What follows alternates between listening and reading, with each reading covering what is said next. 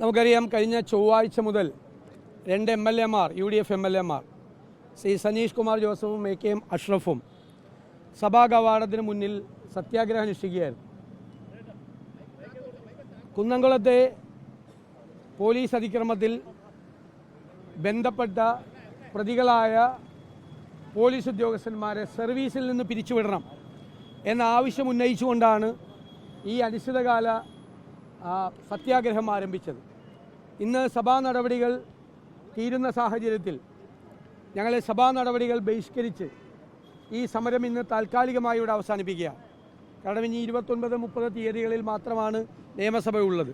ഞങ്ങൾ വീണ്ടും സർക്കാരിനോട് ആവശ്യപ്പെടുന്നു, ഈ ഉത്തരവാദികളായ കേരളത്തിൻ്റെ മനസാക്ഷിയെ ഞെട്ടിച്ച ഈ കസ്റ്റഡി മർദ്ദനത്തിൽ ഉത്തരവാദികളായ ഉദ്യോഗസ്ഥരെ സർവീസിൽ നിന്ന് പിരിച്ചുവിടുന്നതുവരെ നിയമസഭയ്ക്കകത്തും പുറത്തും ഞങ്ങൾ ഈ സമരം തുടരുക തന്നെ ചെയ്യും. ഗവൺമെൻറ് എത്രയും പെട്ടെന്ന് നടപടികൾ സ്വീകരിക്കണം എന്ന് ഞങ്ങൾ ശക്തിയായി ആവശ്യപ്പെടുകയാണ്. വലിയ സമരങ്ങളിലേക്ക് കേരളം പോകാൻ പോവുകയാണ് ഈ വിഷയത്തിൽ. രണ്ടാമത്, ഞങ്ങൾ ഇന്ന് നിയമസഭയിൽ അടിയന്തര പ്രമേയത്തിന് നോട്ടീസ് കൊടുത്തത് ശബരിമലയിലെ സ്വർണത്തിൻ്റെ മോഷണത്തെക്കുറിച്ചാണ്. ശബരിമലയിലെ ദ്വാരപാലക ശില്പം, സ്വർണം പൂശിയ ശില്പം നന്നാക്കാൻ ചെന്നൈയിൽ കൊണ്ടുവന്ന് തിരിച്ചു വന്നപ്പോൾ 4 കിലോ സ്വർണമാണ് നഷ്ടപ്പെട്ടത് എന്ന് ഹൈക്കോടതി തന്നെ പറഞ്ഞിരിക്കുകയാണ്. 4 കിലോ സ്വർണം ഹൈക്കോടതി അറിയാതെ സർക്കാരിലെ ചിലരും ദേവസ്വം ബോർഡിലെ ചിലരും ചേർന്നിട്ടാണ് അയ്യപ്പൻ്റെ 4 കിലോ സ്വർണം കൊള്ളയടിച്ചിരിക്കുന്നത്. എന്നിട്ടാണ് നാളെ അയ്യപ്പ സംഗമം നടത്താൻ പോകുന്നത്. ഈ അയ്യപ്പ സംഗമം നടത്തുന്നതിന് മുമ്പ് ഈ സ്വർണം എവിടെ പോയി എന്ന് ഉത്തരവാദിത്തപ്പെട്ട ആളുകൾ അയ്യപ്പ ഭക്തരോടും കേരളത്തിലെ വിശ്വാസികളോടും പറയേണ്ട ബാധ്യതയുണ്ട്. ഞെട്ടിപ്പിക്കുന്ന വെളിപ്പെടുത്തലാണ്. അയ്യപ്പൻ്റെ സ്വർണ്ണം അടിച്ചു മാറ്റിയ ആളുകളാണ് സർക്കാരിലും ദേവസ്വം ബോർഡിലും ഇരിക്കുന്നത്. അയ്യപ്പൻ്റെ 4 കിലോ സ്വർണ്ണം അടിച്ചു മാറ്റി. അതിൻ്റെ പാപം മറയ്ക്കാൻ വേണ്ടിയിട്ടാണോ അയ്യപ്പ സംഗമം നടത്തുന്നത് എന്ന് സംശയം തോന്നുന്ന രീതിയിലാണ് അയ്യപ്പ സംഗമവുമായിട്ട് ഇപ്പോൾ വന്നിരിക്കുന്നത്. UDF 3 ചോദ്യങ്ങൾ ഉയർത്തിയിട്ടുണ്ട് അയ്യപ്പ സംഗമത്തിൽ. ഒന്ന്, നിങ്ങൾ സുപ്രീം കോടതിയിൽ കൊടുത്തിരിക്കുന്ന സത്യവാങ്മൂലം, ആചാര ലംഘനത്തിന് അനുകൂലമായ സത്യവാങ്മൂലം തിരുത്താൻ നിങ്ങൾ തയ്യാറുണ്ടോ? 2, ഇത് സംബന്ധിച്ച് അന്നെടുത്ത കേസുകൾ, നാമജപഘോഷയാത്ര നടത്തിയതുൾപ്പെടെ ഉമ്മൻചാണ്ടിക്കെതിരെ, രമേശ് ചെന്നിത്തലയ്ക്കെതിരെ, അടൂർ പ്രകാശിനെതിരെ ഉൾപ്പെടെയുള്ള നിരവധി ആളുകൾക്ക്, സ്ത്രീകൾക്കെതിരെ എടുത്ത ആയിരക്കണക്കിന് കേസുകൾ നിങ്ങൾ പിൻവലിക്കുമോ? മൂന്നാമത്തെ ചോദ്യം, 10 കൊല്ലം ആയി തീരാൻ പോവാൻ ഭരണത്തിൻ്റെ സായാഹ്നത്തിലെത്തിയപ്പോഴാണ് ശബരിമലയിൽ മാസ്റ്റർ പ്ലാൻ വേണം എന്ന തോന്നലുണ്ടായിരിക്കുന്നത്. ഉമ്മൻചാണ്ടി സർക്കാരിൻ്റെ കാലത്ത് 112 ഹെക്ടർ സ്ഥലം, 300 ഏക്കറിൽ താഴെ വനഭൂമി ഏറ്റെടുത്തു സങ്കീർണമായ നടപടിക്രമങ്ങളിലൂടെ. എന്നിട്ട് അതിനു പകരം 112 ഹെക്ടർ സ്ഥലം സർക്കാർ അക്വയർ ചെയ്ത് ഇടുക്കി ജില്ലയിൽ വനം വകുപ്പിന് തിരിച്ചു കൊടുത്തു. എന്നിട്ട് അവിടെ വികസന പ്രവർത്തനങ്ങൾ നടത്തി.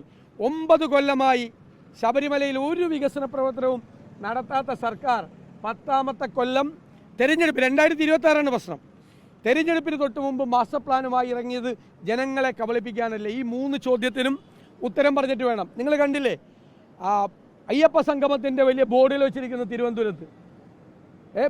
പിണറായി വിജയനും ദേവസ്വം മന്ത്രി വാസവനും മാത്രമേ ഉള്ളൂ. ദേവസ്വം ബോർഡ് പ്രസിഡന്റും ഇല്ല, അയ്യപ്പനും ഇല്ല. അയ്യപ്പ സംഗമത്തിൽ അയ്യപ്പനില്ല. പിണറായി വിജയനും വാസവനും മാത്രമേ ഉള്ളൂ ബോർഡിൽ.